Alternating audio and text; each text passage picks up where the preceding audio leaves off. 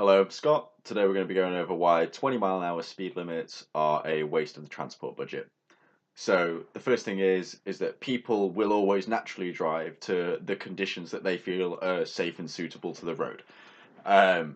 Drivers have ignored 20-mile-an-hour zones for a long time and continue to do so. This evidence is backed up by the Department for Transport.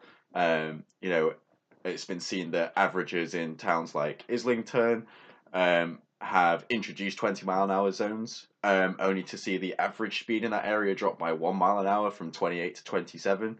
So obviously, if speed is the real concern there, it's not having any effect just putting up signs.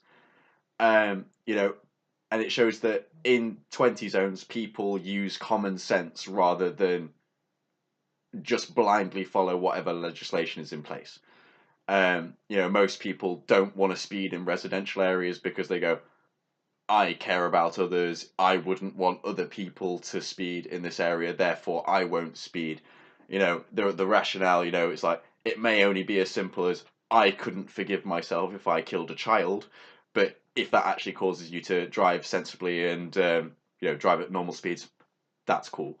Um, in areas where deaths and injuries and car crashes are common, um, introducing 20-mile-an-hour speed limits in isolation, so just the signs to say this is now a 20 zone, are pretty ineffective.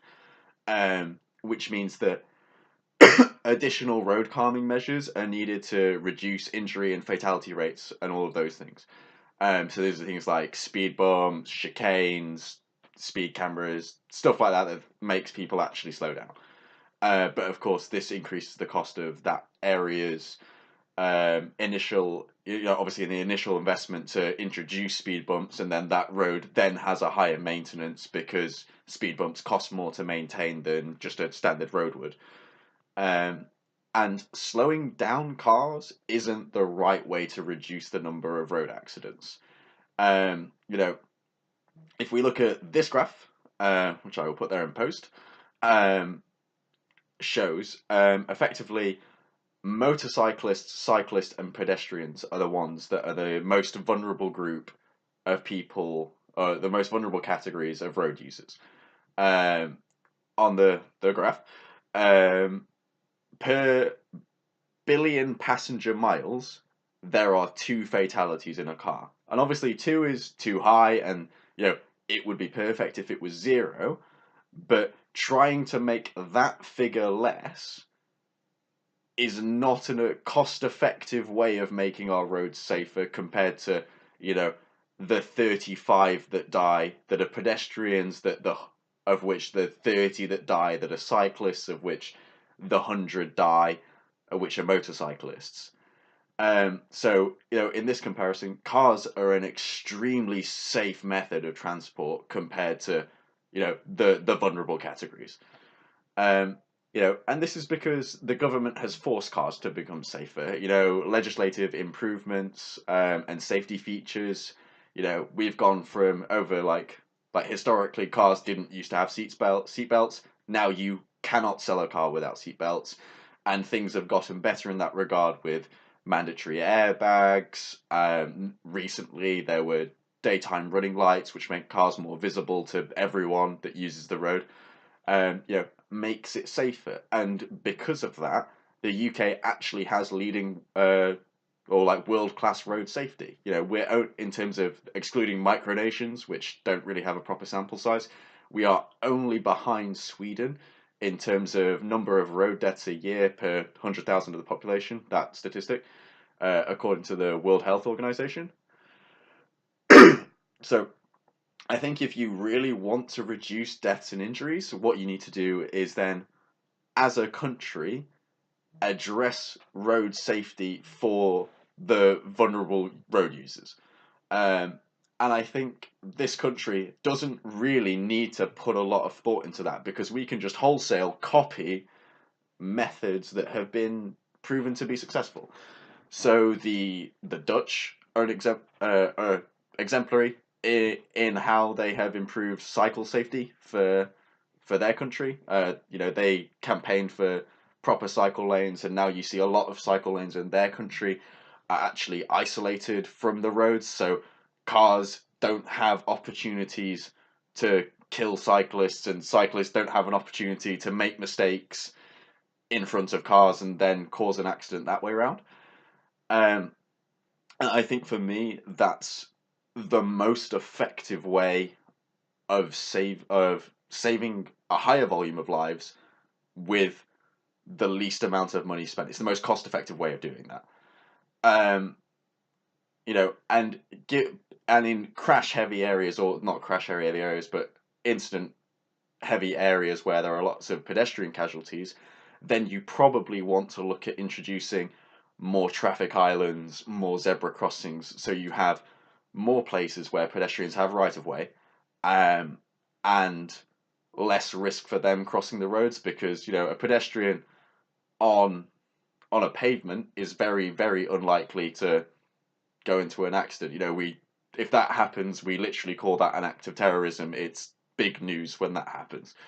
Um, but obviously, the speed is not hugely a concern. The only places where it's really justified are where you're going to see a high volume of people, um, such as schools, hospitals, places like that absolutely deserve and should pretty much always have 20-mile-an-hour speed limits, because that is demonstrably effective, whereas in other areas it's not.